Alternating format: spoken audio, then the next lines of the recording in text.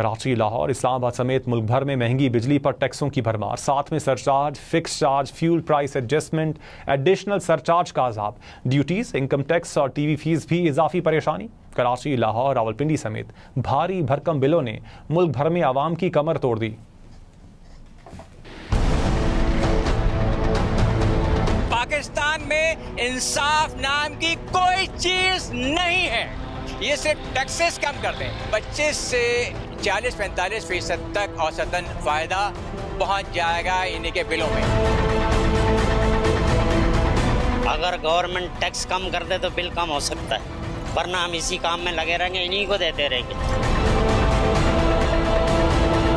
पिछले महीने में था हमारा 40,000, अभी आया है 50,000, तो एक 10,000 रुपये बढ़ गए। टैक्स की वजह से टैक्स बिलों ने पिछला लिया है। अभी हमारा हर महीने जो 50,000 बिल आ रहा है, तो हम तो परेशान हो गए हैं टैक्सेस से। 27,000 रुपये के टैक्सेस है। मेरा एच बिल तो मेरा 31,000 रुपये का है। 27,000 रुपये के मैं टैक्सेस पे कर रहा हूँ मैं इसमें। बिजली का बिल कम हो, टैक्सेस कम हो, ताकि हमारी सहूलियत ज़िंदगी में आसानी हो, लेकिन आसानी नहीं है। भाई इतना मुश्किल है कि घर की 2 रोटी हम फाके कर लेंगे, फिर अगर यकमुश्त अगर हम अदायगी कर लें तो ठीक है, नहीं तो फिर अगले महीने में इसका 3 गुना बढ़कर आ जाता है। भाई टैक्स बहुत बड़े हुए हैं सर, इन पे 12-12, 1500 रुपये टैक्स लगाए हुए हैं। अब गरीब आदमी, हर आदमी इतनी इनकम नहीं है, कहाँ से टैक्स भरेगा।